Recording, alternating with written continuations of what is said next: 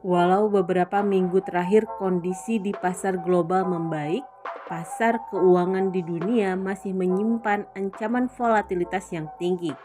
Apa saja sebenarnya yang perlu diwaspadai? Bagaimana sebaiknya investor memilih aset dan sektor di pasar saham sekarang ini? Berikut analisis dari Randy Wijaya, Investment Analyst Shailendra Capital. Kita melihat sih tren mungkin untuk IHSG sampai year to date lah kita bicara gitu ya. Sebenarnya dari foreign sendiri sudah inflow cukup banyak gitu. Dan mostly memang specifically ke saham BRI umumnya gitu ya. Jadi memang kalau kita lihat untuk kedepannya sih in the long term kita masih bullish untuk pasar IHSG sendiri. Tapi memang in the short term kita lihat walaupun mungkin inflasi US itu agak sedikit di bawah ekspektasi, cuma kita lihat dari tingkat suku bunga pun dari The Fed sepertinya masih akan ada kenaikan juga. Plus juga dari kalau kita melihat secara short term mungkin akan ada volatilitas yang lebih tinggi dalam jangka pendek karena banyak event-event yang di bulan-bulan mendatang gitu. Contohnya kayak pemilu dan lain sebagainya yang di dalam negeri.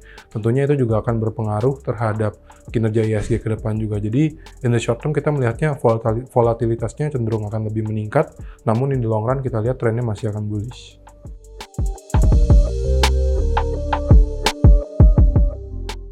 Kalau kita melihat sih mungkin yang ditunggu adalah bagaimana nanti kinerja laporan keuangan di kuartal 3 dan kuartal 4 begitu ya. Karena kalau kita lihat kuartal 1 jujur bisa dibilang kinerja dari beberapa sektor itu sangat memuaskan sekali. Contohnya kayak consumer, terus juga sektor retail, justru penjualannya tercatat meningkat sangat signifikan gitu. Bahkan trennya agak berbeda yang biasanya dari kuartal 4 tuh ke kuartal 1 turun, tapi ini justru malah masih naik seperti itu. Jadi kinerja kuartal 1 sangat fantastis, kinerja kuartal 2 mungkin semuanya juga sudah mengekspektasikan cenderung lemah gitu ya, karena efek lebaran dan lain sebagainya. Kuartal 3 dan kuartal 4 ini yang masih menjadi pertanyaan gitu. Plus juga kita banyak menghadapi volatilitas pasar yang cukup susah diprediksi gitu. Contohnya misalkan dari sisi perang Ukraine dan juga Rusia gitu ya, kalau kita lihat belakangan ada lagi masalah bahwa Rusia juga menarik diri dari kesepakatan dari yang Ukraine Green Deals ya. Jadi itu juga akan bisa menyebabkan volatilitas lebih lanjut ke depannya. Jadi kita lihat memang investor dan pelaku pasar juga cenderung lebih berhati-hati untuk saat ini.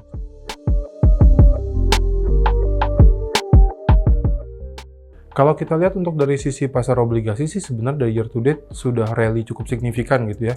Dari 10-year yield kalau kita lihat dari awal tahun mungkin sekitar 6,9 sampai 7%, sekarang udah turun cukup signifikan sampai di level 6,1 sampai 6,2%. Jadi memang rally-nya sudah sangat signifikan sekali. Kita lihat memang mungkin potensial upside ke depannya masih ada, tapi tentunya yang masih ditunggu adalah bagaimana kebijakan dari bank sentral ke depan.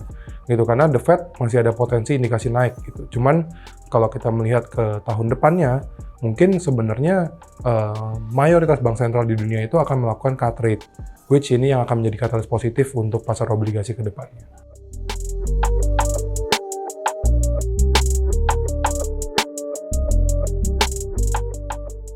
Kalau kita lihat dengan kondisi sekarang gitu ya, di mana kita bandingkan inflasi sebenarnya kita lebih baik. Kita bandingkan nilai tukar juga secara negara-negara lain di ASEAN ataupun di Asia, kita juga perform cukup baik dibandingkan dengan peers gitu ya, dari segi currency. Sebenarnya kita nggak melihat adanya urgensi dari BI untuk menurunkan tingkat suku bunga gitu. Jadi sebenarnya mungkin tidak harus menurunkan tingkat suku bunga ke depan meskipun The Fed mungkin turun lagi gitu. Cuman nanti ke depannya ketika nanti semua bank sentral menurunkan suku bunga, mungkin itu jadi timing yang baik juga untuk BI untuk mulai ikut turunin suku bunga gitu ke depannya.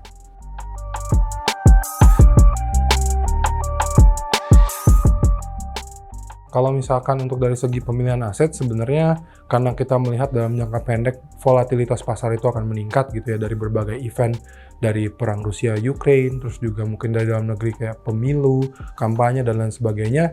Kita lihat mungkin ini jadi waktu yang cukup baik mungkin untuk para investor bisa berlindung ke aset yang lebih aman. Ada mungkin di pasar uang atau juga mungkin di obligasi meskipun memang yieldnya mungkin udah cenderung rendah gitu ya. Tapi karena kita melihat volatilitas yang cukup tinggi di pasar saham ke depannya, mungkin dalam jangka pendek bisa sementara beralih ke aset yang lebih aman. Cuman nanti ke depannya in the long run kita sebenarnya masih positif untuk pasar sahamnya sendiri. Gitu. Kalau kita lihat dari segi sektor mungkin yang masih bisa mencatatkan kinerja yang baik yaitu kayak consumer dan juga retail gitu ya. Kita lihat di kuartal 1 masih bagus, purchasing power juga kelihatannya masih oke untuk kalangan mid to up level. Jadi kita lihat makanya saham-saham dari consumer dan juga retail masih perform. Mungkin itu yang masih cukup menarik untuk jangka panjang.